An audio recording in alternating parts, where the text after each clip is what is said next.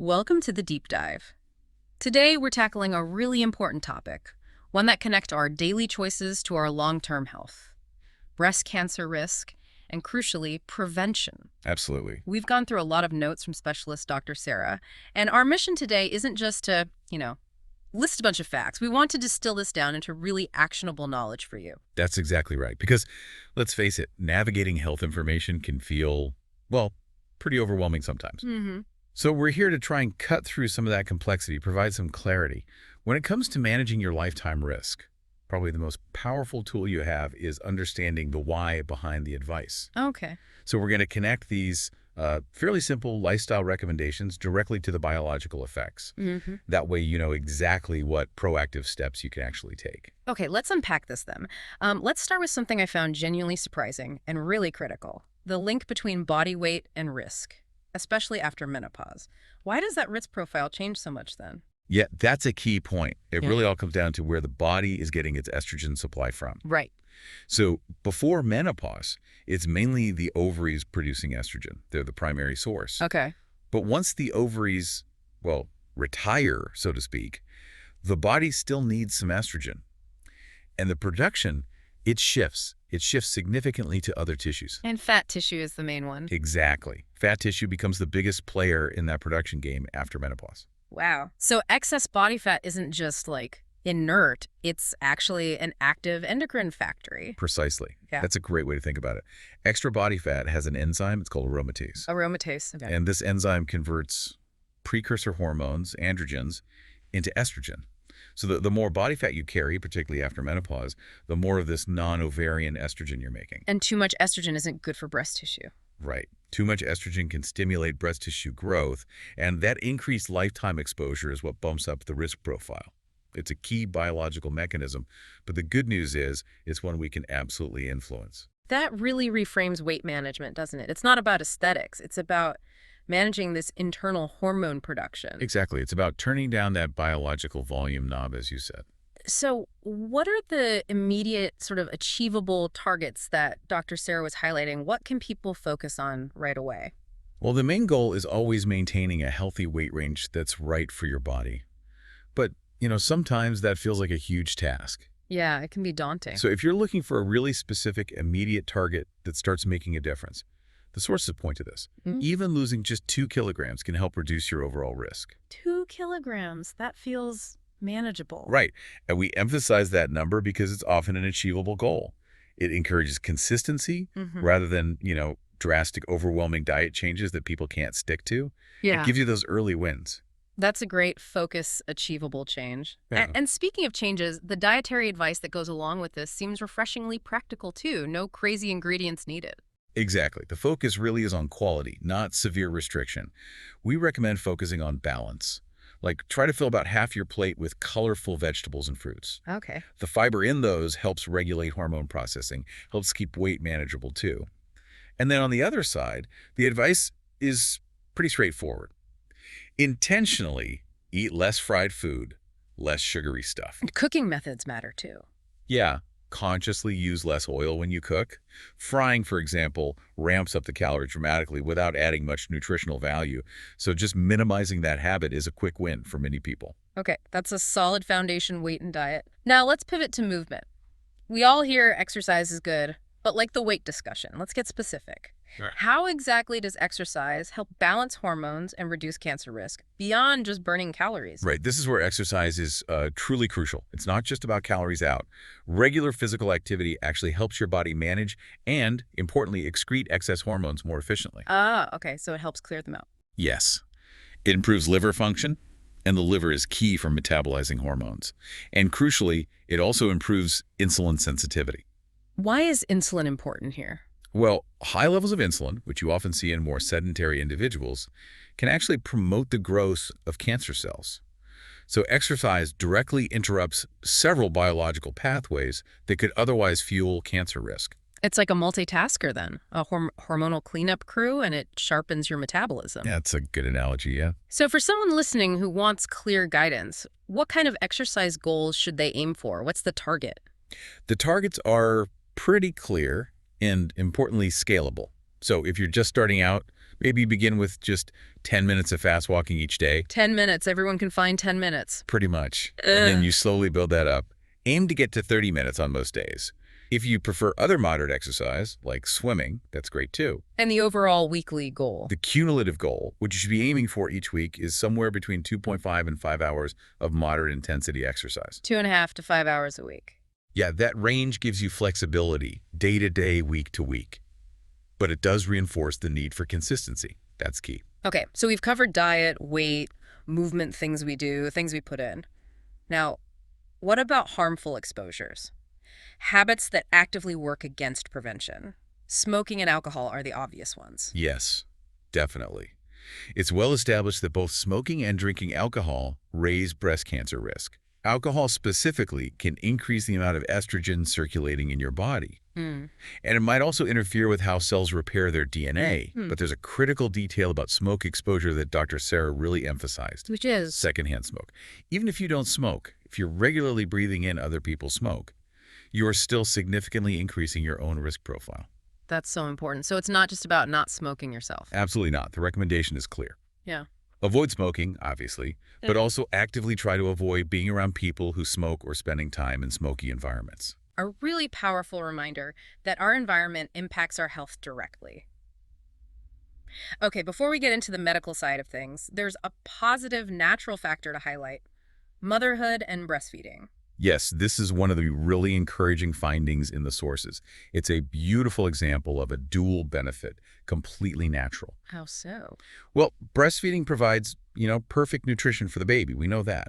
But for the mother, the hormonal processes that happen during lactation are actually protective.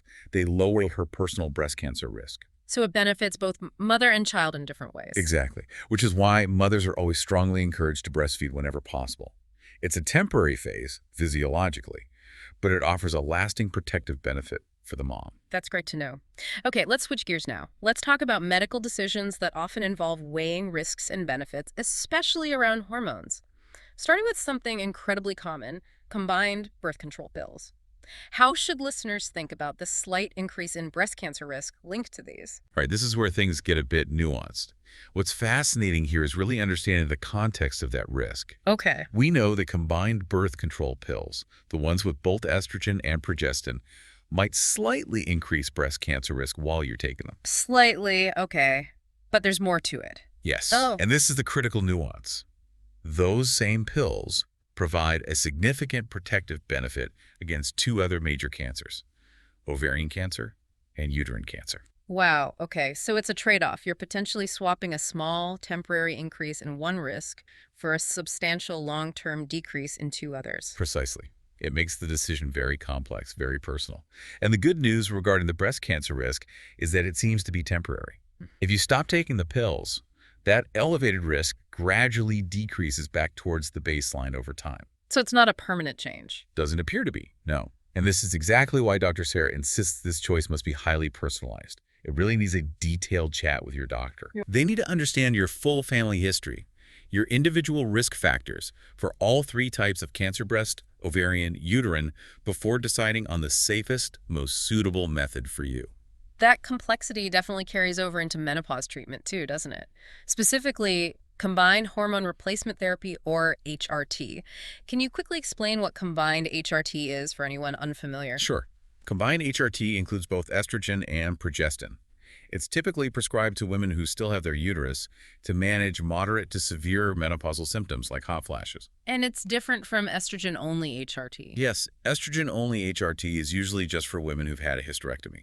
The data suggests that using combined HRT may increase breast cancer risk. And is that risk linked to how long you use it? It seems to be, yes. The risk appears linked to the duration of use. The longer you take it, the higher the risk might become. So the advice here is about careful consideration. Use it only if really needed for symptoms. Precisely. It's about managing symptoms and improving quality of life, but always under close medical supervision. The guidance is really clear. Always follow your doctor's advice. Have ongoing conversations about whether you still need it and for how long. Shortest effective duration is usually the goal. Okay. And one last area in this medical section: diagnostic tests. People worry about radiation from X-rays, mammograms, CT scans. How should we frame this risk? Yeah, That's a common concern. And it's true, these tests do involve small amounts of radiation, and technically radiation is a known carcinogen. We have to acknowledge that. Right. But, and this is the crucial part, we need perspective. The benefit from these tests, getting an accurate, timely diagnosis for potentially serious conditions, is usually vastly, vastly greater than the tiny risk from the radiation itself. So the benefit almost always outweighs the risk. In most clinical situations, absolutely. The key guidance here is just to be judicious. Don't seek out these tests unnecessarily. Only do them when your doctor specifically recommends them because the clinical need justifies it. That makes sense. Okay, that brings us to our final section. The factors we really can't change. The inherent risks tied to our biology, our genetics, our personal history. Why is it important for listeners to be aware of these fixed risks? It could just cause worry, right? That's a fair point. But the goal isn't to cause worry. It's actually to empower you, to help establish your personalized level of vigilance. How so? Well, think of it this way. If you know you have, say, 3 unavoidable risk factors, maybe that motivates you to be even more diligent about the factors you can control, like diet, exercise, weight. Okay, so awareness prompts action on the controllable side. What are some of these key unchangeable factors? Age is a big one. Risk generally increases as we get older. Then there's a strong family history, especially having a mother, sister, or daughter diagnosed with breast cancer. And genetic links. Yes, certain inherited genetic mutations like BRCA genes significantly increase risk. These are sometimes linked with ovarian cancer risk too. And physical traits matter as well. Absolutely. One key factor is having dense breasts. This can slightly increase risk, but also importantly, it can make tumors harder to spot on a standard mammogram because both dense tissue and tumors can appear white. Okay, what else? Other factors include starting your periods very early in life or going through menopause relatively late. Also, never having children or having your first full-term pregnancy after age 30. And having a history of certain non-cancerous breast conditions, sometimes called benign breast diseases. And one more, past radiation exposure. Yes, specifically having had radiotherapy treatment to the chest area before the age of 30. That's considered a significant permanent risk factor that needs lifelong awareness. Right, so we can't change any of that history, but knowing about it helps us focus our efforts. Exactly, and that awareness, that knowledge of your personal baseline risk leads us straight to the most powerful countermeasure, early detection. Right. This raises an important question. If some risks are just baked in, how do we maximize our chances if something does develop? Early detection. The statistics are absolutely clear on this. Early detection saves lives. Period. So what are the concrete actions? What should people be doing? We recommend 3 specific actions for every listener. First, get familiar with your own body. Adopt monthly breast self-examination at home.